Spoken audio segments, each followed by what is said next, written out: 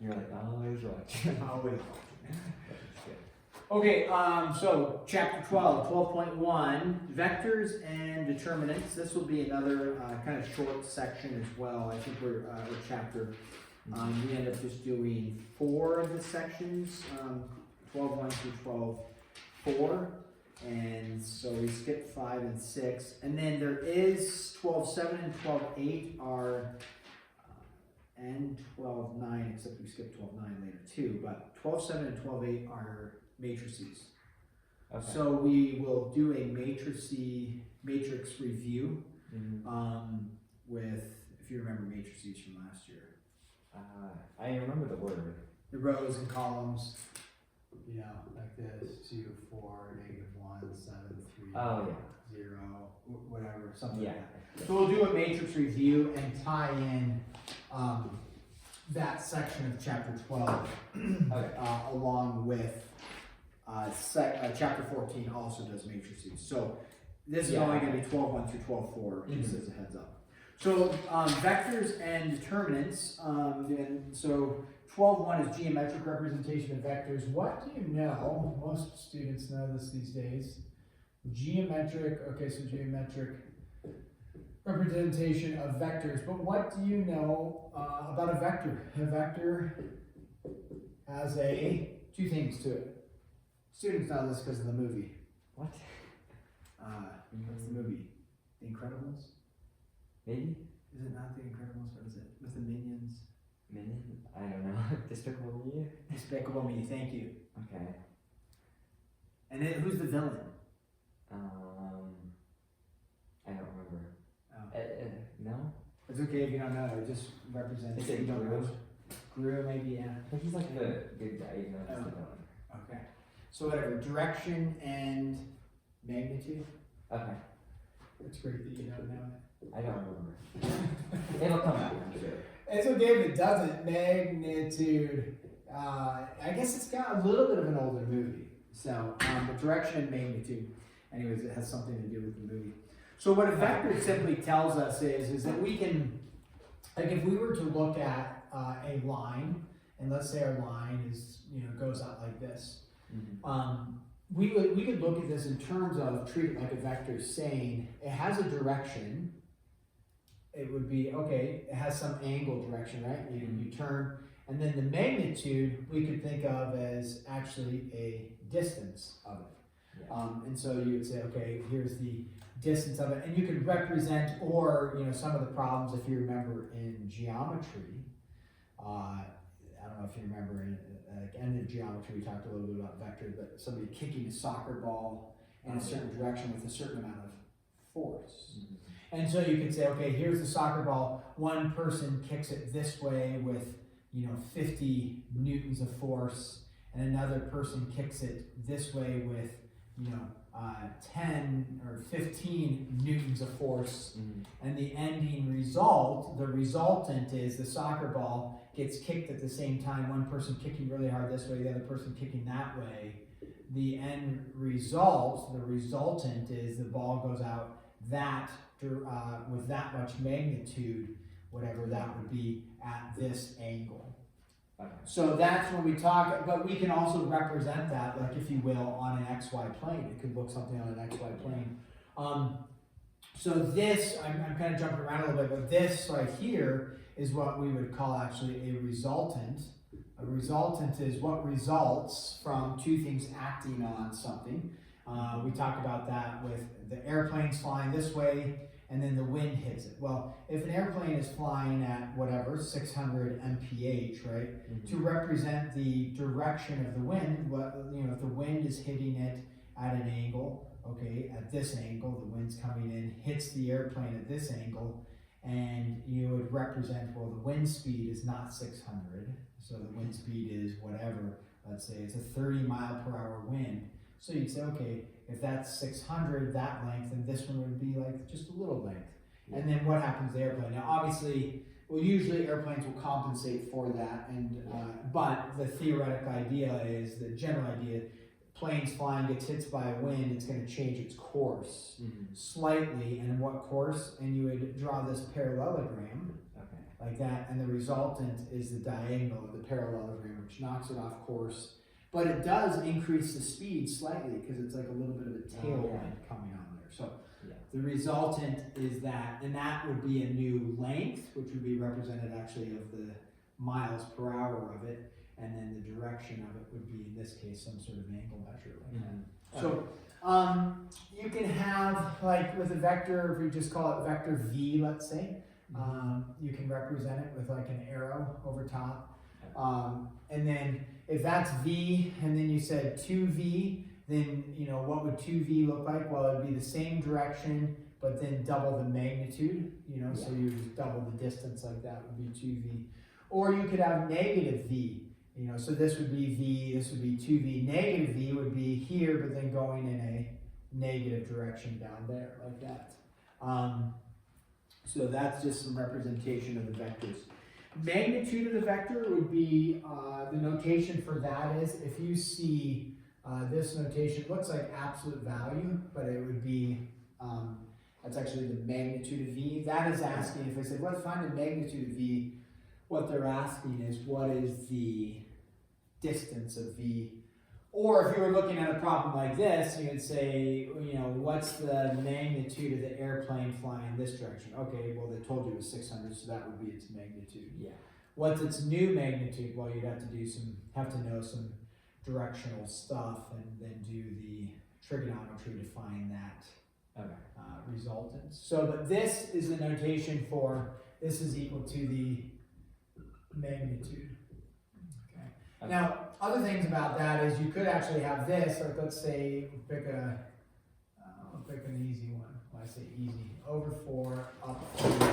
So if I gave you a coordinate point 3, 4, and I put a dot out there, and then we were going to look at this in vector notation. A vector has two parts to it. Like I said, it's got a magnitude and a direction.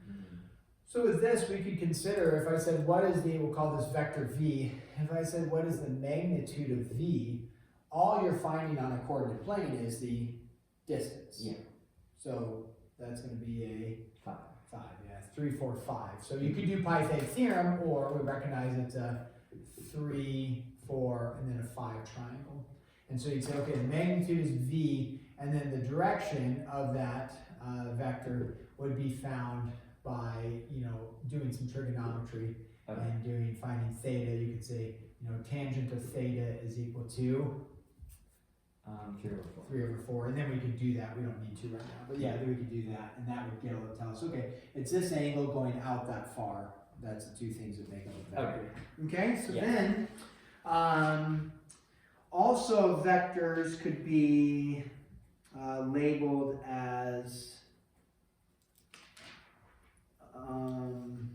with other letters, we could also state like this. You could state, if you have A here, and then B here, and then C here, so this would be, you could call this vector AB, would be a line going from here to here, and then, if you did vector BC, you could also call it vector BC, would look like that. So AB, BC, rather than just a single letter, you could have a double letter there as well. Now, if you were to do this, since I just drew this one, if you were to say, what is vector AB plus vector BC, this is like what I talked about a little bit over there.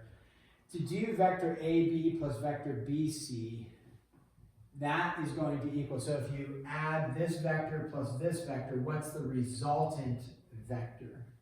Well, the resultant vector would be, if you went from A to B, B to C, the resultant vector is AC. Yeah, so we'd say, okay, the resultant vector is AC. Now with that, we also know,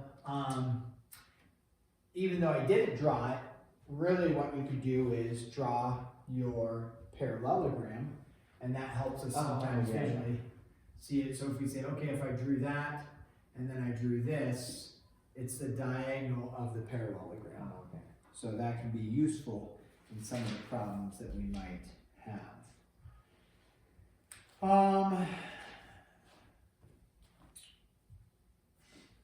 Okay, some of the problems that you'll do is, like here, this is vector v, right? Let's say v, for our example, well, let's do it over here.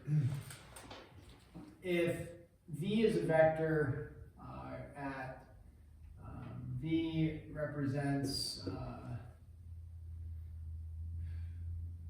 something going 50 mph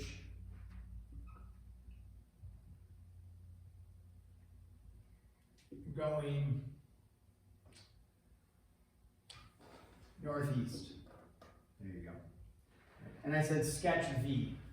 Okay? So I gave you a vector v represented by 50 miles per hour going northeast.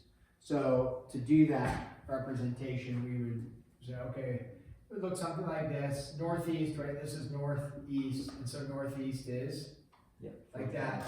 And then you would say, okay, you could make a note, it's 45 degrees, and then you're just representing it. There's vector v, and we made up a distance of v, right? Yeah, okay. So now if I said, if I said draw 2v, and then what does it represent?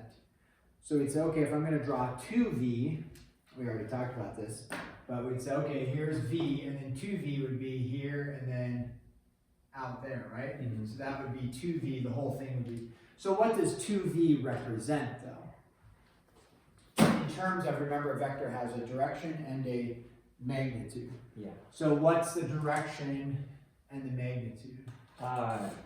Direction would be 45 degrees, right? Yep, so you could do the direction. Now, technically, it's still northeast. Oh, okay. 45 degrees, actually, it is true, is it is clockwise from north. So that would work, 45 degrees. And it's northeast still, so that would work. And then, can we just write 2v, or? Well, we need a magnitude. So remember, what was v? V is 50 miles an hour. So we're gonna have to go double as fast? Yeah, so it would be 100. Oh, I see, okay, yeah. Yeah, that's all it would represent is 100 miles per hour. Mhm. So then what if I said draw, and then analyze, draw a negative v? Okay. So now we draw a negative v, and then we analyze it in terms of its direction and its magnitude. Yeah, okay. So over here, and then which way? Southwest. Okay, so it'd be southwest, good. So draw a negative v, okay, so it's southwest. And now if you said the angle measure, you'd have to go, remember to go, like we measured from north all the way around, and so it'd be 225. Right.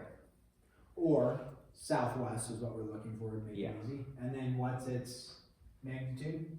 50 miles an hour. Yeah, it's still 50 miles per hour, just going in the southwest direction. Yeah, okay. Yep, so we wouldn't say negative 50, Mm-hmm. we would say 50 in the southwest direction. Okay.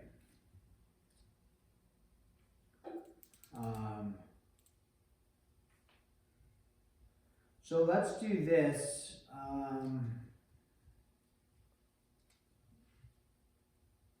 Let's do an example here. So one like this, kind of like what I talked about. So you have an airplane flying east at let's go with 500 miles per hour. Wind is a northeast at 30 miles per hour. What's the new vector, basically, of the airplane? The book is going to describe a little bit different. They may say the resultant and the new direction of the airplane. Yeah, okay. But that's the basic idea. We have this airplane flying east, hit by a wind, northeast, and then what's the new vector of the airplane. So when we talk about what's the new vector, I don't think the book actually says what's the new vector, but I wanted to write that because it makes us think through, okay, what is a vector? How do I describe a vector? It needs a direction that it's going, and it needs a magnitude. Now, for this, we'll talk about the direction it's going. That'll be, we'll have to analyze a picture like this and say the angle measure, oh, it's a 36-degree angle. Well, that's 36 degrees, but we have to remember when you describe 36 off of a compass bearing, that's from north going clockwise. So you would have to either label it as its new direction is no longer east, it's whatever. It's like 64 degrees or 52.7 degrees. Or you could say it's like 30 degrees north of east, if you recall talking about that. So we just have to describe it in the correct way. So let's do a quick sketch of the picture. So we know we have an airplane flying east. I usually put it on an XY plane just because it's a north and an east, right? Yeah. So the airplane's flying 500. Again, you make up the distance, how big 500 is. So we just say, okay, there's 500. Then sometimes visually I make the wind a little bit longer just so it's like easier to see. So the wind is hitting it at northeast at 30. So the wind comes in, and you already analyzed what degree measure is formed by northeast? 45. 45. So maybe for the video I'll make this a little bit bigger. So that's going out there. This is hitting. And so I know that this distance, I'm making that 500 a little bit longer. Yeah. That's 500, and then this wind is, what's the distance of the wind? 30, or the magnitude, I guess I should say. And then the angle measure is 45 degrees there, right? Now, I put 45 degrees there, but we're going to look at the airplane's flying this direction, gets hit by wind. Without the airplane compensating and thinking through all the other laws of physics, but just giving us a general idea, the airplane's going to get knocked off course and the wind's going to knock it off course. The resultant is, remember how we draw the resultant? It's going out there, but to help us see exactly, what do? We draw a parallelogram. Now you don't actually have to draw a parallelogram, but the parallelogram helps us because we're going to need angle measures. Yeah. Now remember, I mean, our picture maybe kind of looks like it, but, because it's maybe a poor picture, but a lot of people make the error. They say, okay, this was 45, now this angle is half. They call it 22.5, but that's not the case. So, because it's not, this is 530, so it's not an equilateral there. So now we need to find, however you want to call this, we'll call this R for resultant maybe. Yep. And then we want to find out what theta is on the inside. Okay. So now that we've analyzed that, we do know that the whole thing is 45 as you analyze. Now I have this. You can look at the triangle, the upper triangle, the lower triangle, it doesn't matter. This is also 500. So it doesn't matter, how you look at it. Or you can recognize that this triangle is the same as this triangle, just, flipped over. So that's also 30. So what's the, if we look at this lower triangle, let's say, here we have 500, here we have 30, and then we have this resultant going out. And then this is theta, right? Yeah. So this in of itself is not enough info, but we have enough to get there because they told you northeast, which you analyzed is 45. Okay. Theta is not 45, right? This whole thing was 45. Yeah. But remember, this angle, we'll call that alpha, and this angle are the same, right? Yeah. The opposite angles of a parallelogram are the same. So are we going to use like trigonometry? Not to get alpha. We're going to use the basics of a parallelogram. Okay. What do you know about consecutive angles of a parallelogram? Supplementary, yeah. So what would this angle measure be here and here? These two. This is 45. This would be 135. There you go. And now that you have your angle measure, now you would use trigonometry to solve for theta. And or R. Yeah. But we can't do SOHCAHTOA, right? Because we don't have a right triangle, so therefore what do we need to do? Law of something. Yeah. Probably cosine since we don't have. Yeah, law of cosines, because you can do law of sine, sine of this over unknown, but then sine of unknown over known, you have two unknowns. So we do law of cosines,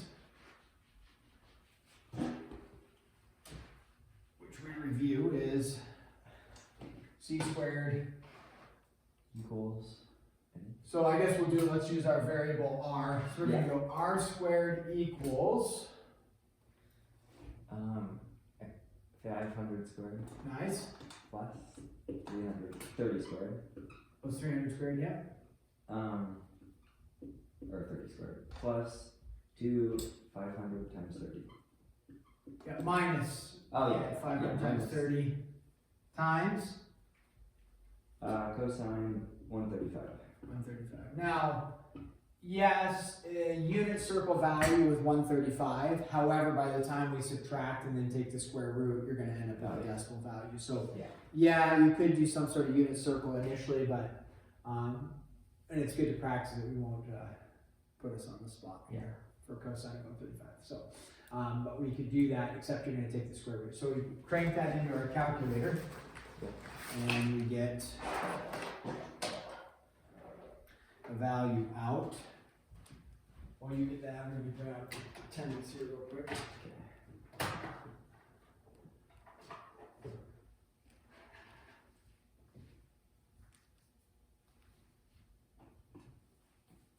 And then once we have the R value,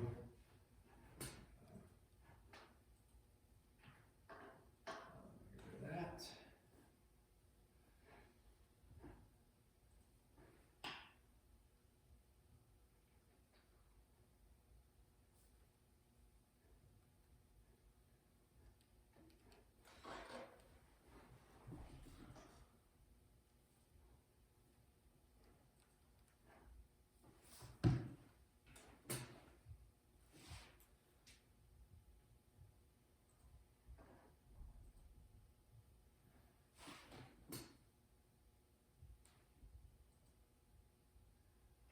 Oh yeah, but then we still need to find the angle.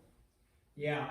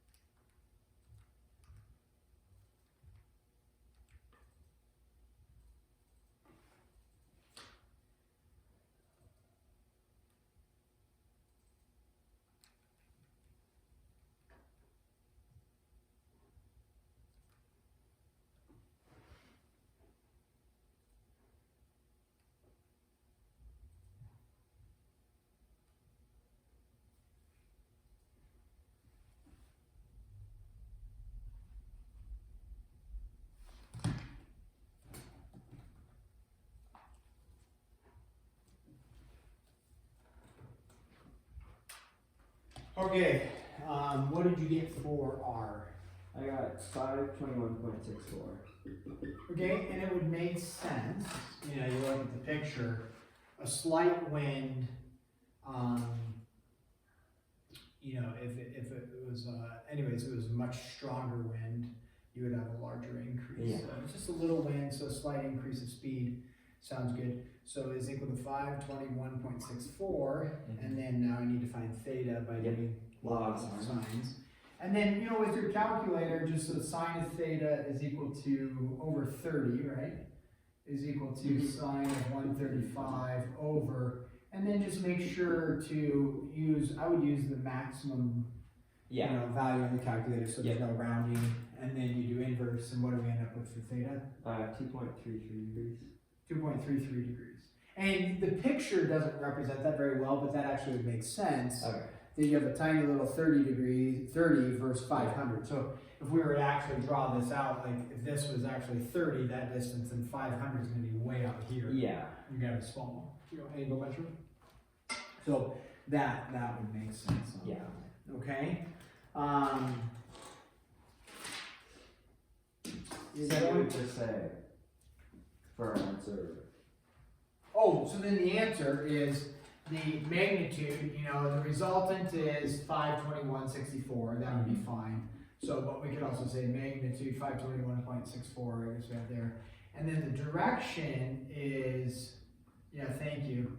I mean, you could describe the direction in a couple different ways. Yeah. But you're going 2.33 degrees north of east, right? Yeah. So you could say 2.33 degrees north of east, like that. Or you could go from north down, and it would be 87.67 degrees. Yep. And you could just write that. Yeah. Its direction is 80. You don't have to say east of north. Yeah. Because it's understood that when you're talking about airplanes flying in directions, norths and easts and souths and wests, it's it's just referring to a compass bearing. So we understand that 87.6 is not going from your x-axis going up, because we're talking about a compass bearing. Okay. Then do we need write miles per hour? Yeah, you would have. Yeah. Because it is miles per hour. Yes. Okay. Thank you. So then,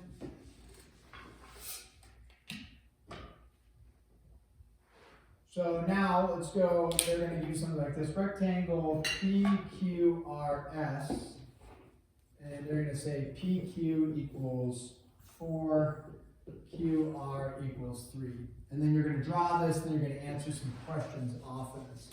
So, and the questions you're going to answer are something like PQ, let's say PQ plus QR equals something, and then you're going to answer PQ plus QR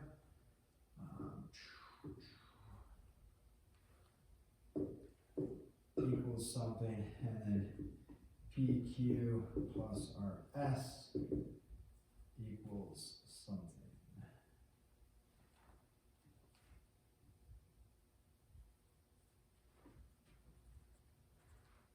PQQR, PQQR, and PQRS. So they say draw the rectangle, and then they give you some distances, right? So when we go to draw the rectangle, it goes PQRS. It doesn't, you can put P up here, you can put P down there, it doesn't matter. So you just go, there's P, and then Q is going to be, right, if this is P, then Q is going to be over here, or you could go down, it doesn't matter, we'll just say it's over there, there's Q, and then R would be a little bit smaller, there's R, and then S has to be back over here, right? Yeah. So like that. Okay, so there's our rectangle PQRS. Now they want us to think of it, so PQ will label this as 4, this is 3, right? And if you think about it in terms of a vector, you're just adding vector going from P to Q. Now, keep in mind, vector PQ is different than vector QP, because it's going in different directions. Yeah. So they say, okay, what is PQ plus QR? Okay, so then we find the PR, right? Diagonal. There you go. So all this is asking is, what's the vector? Okay. Because they're not actually asking for the magnitude. This is actually asking for the distance. They're asking for, right, if you go from PQ to QR, oh, I see. what's the diagonal that you just made? If you added those two vectors together, it's the resultant, which is PR. So then the magnitude. Wait, so would PQ plus QR be 7? No, they're not actually, they're not asking for the magnitude, they're asking what's the vector formed.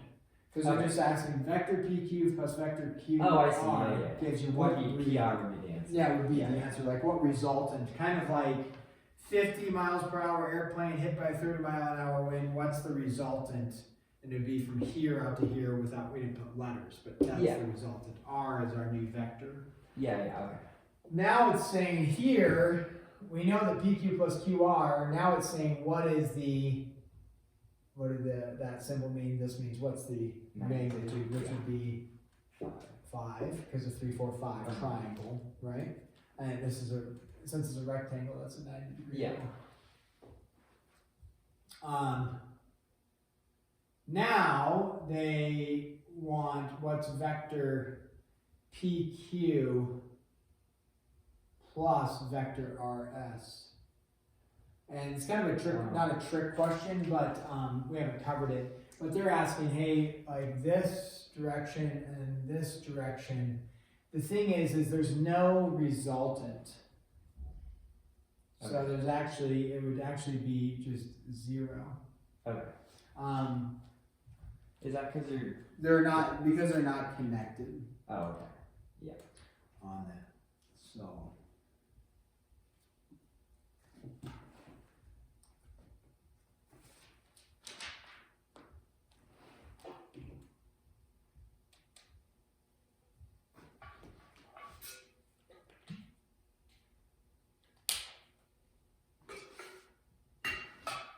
Okay, let's stop there. I want you to get started on the homework. And the homework is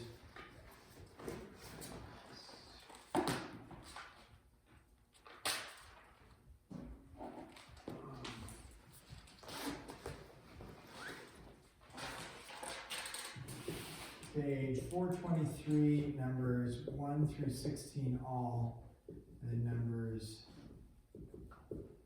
19 and 21.